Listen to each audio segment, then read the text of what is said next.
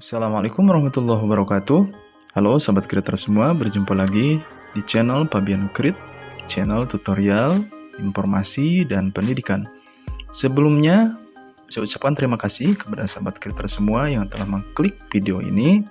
Jangan lupa di akhir video ini beri dukungan dengan cara like and subscribe. Silahkan berkomentar di kolom komentar, share ke akun media sosialnya masing-masing supaya channel ini terus berkembang dan supaya bisa memberikan tutorial terbaru setiap waktu.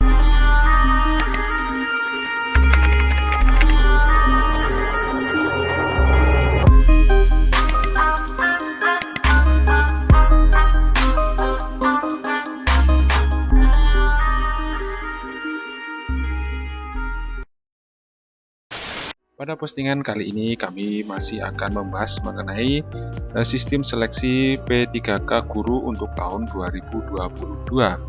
Pada postingan kali ini topik yang akan kami bahas adalah mengenai perbedaan dan pengertian pelamar P3K untuk kategori prioritas 1 atau P1, prioritas 2 atau P2, prioritas 3 atau P3, dan pelamar umum.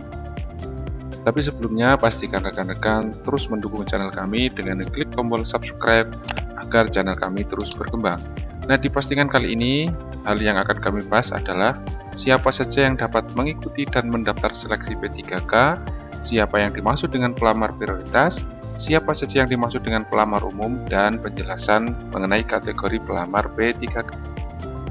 Pemerintah melalui Kemendikbudristek telah secara resmi mengumumkan kapan dilaksanakannya seleksi P3K. Untuk lebih jelasnya, rekan-rekan bisa melihat pada kartu yang kami sematkan di atas.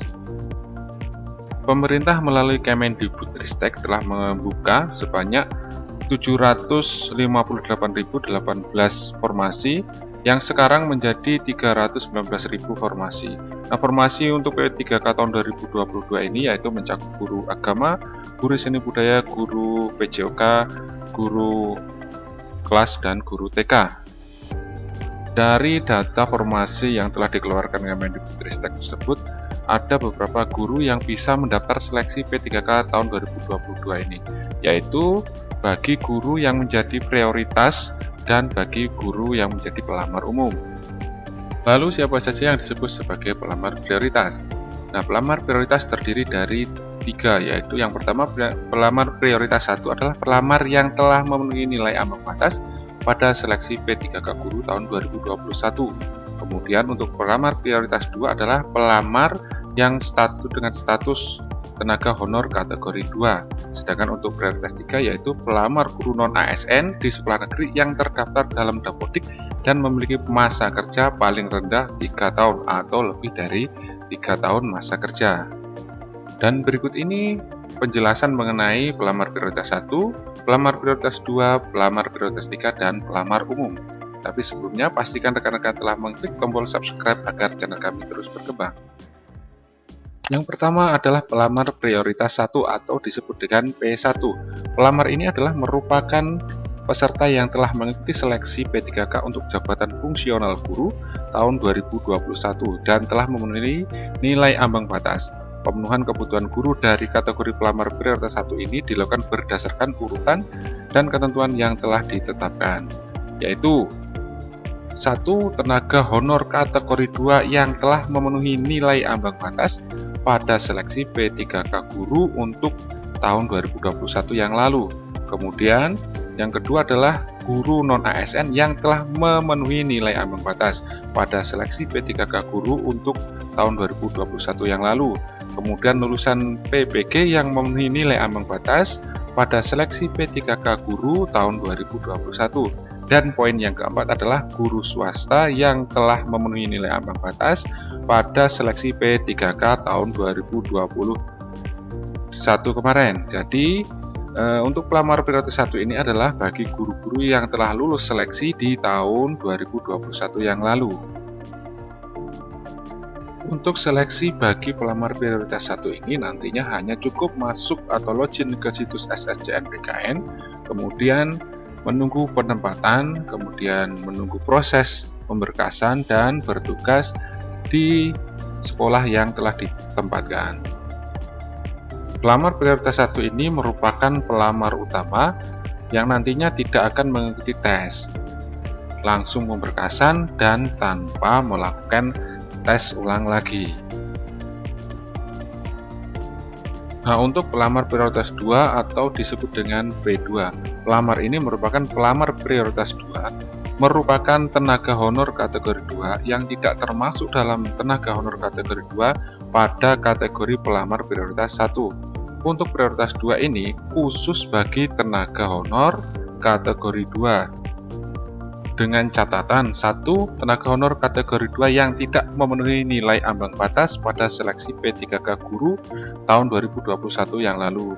Kemudian bagi guru non-ASN yang tidak memenuhi nilai ambang batas pada seleksi P3K guru tahun 2021. Kemudian yang ketiga ada lulusan PPG yang tidak memenuhi nilai ambang batas pada P3K tahun 2021 dan bagi guru swasta yang tidak memenuhi nilai ambang batas pada seleksi P3K guru tahun 2021 yang lalu. Nah, untuk pelamar kategori 2 ini, jadi catatannya digunakan atau berfungsi khusus bagi tenaga honor kategori 2. Lanjut kepada pelamar prioritas 3 atau disebut dengan P3. Pelamar ini merupakan guru non-ASN yang tidak termasuk dalam guru non-ASN pada kategori 1 di satuan pendidikan yang telah diselenggarakan pemerintah daerah dan memiliki keaktifan mengajar minimal 3 tahun dan telah tercatat di dalam Dapodik.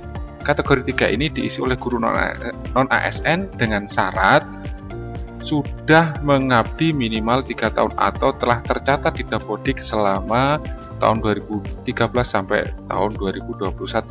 Jadi prioritas 3 ini bagi guru-guru yang telah mengabdi dan tercatat di Dapodik selama minimal 3 tahun.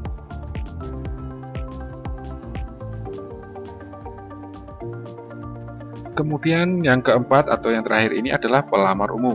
Nah, pelamar umum ini adalah pelamar lulusan PPG yang terdaftar pada database kelulusan PPG Kemendikbud-Ristek. Dan bagi pelamar yang terdaftar di Dapodik dengan masa kerja kurang dari 3 tahun. Dan untuk penjelasan pelamar umum ini adalah guru non-ASN yang telah honor di sekolah negeri, kemudian masa kerjanya kurang dari 3 tahun atau telah tercatat di Dapodik dari tahun 2013 sampai tahun 2021. Ini bagi guru honor yang honornya tidak menentu dan akumulasinya kurang dari 3 tahun. Kemudian guru swasta dan guru lulusan PPG. Sama seperti kategori 3, kategori 4 ini diisi oleh guru non-ASN di sekolah negeri, namun bedanya untuk masa pengabdiannya dalam akumulasinya kurang dari 3 tahun. Demikianlah informasi yang bisa kami berikan. Semoga rekan-rekan yang tahun ini akan mendaftar P3K diberikan kemudahan, kelancaran, dan tentunya rekan-rekan bisa lulus seleksi P3K guru tahun 2022 ini. Jangan lupa selalu dukung channel kami dengan cara klik tombol subscribe agar rekan-rekan bisa mendapatkan notifikasi informasi-informasi terbaru dari channel kami. Kami akhiri, Assalamualaikum warahmatullahi wabarakatuh.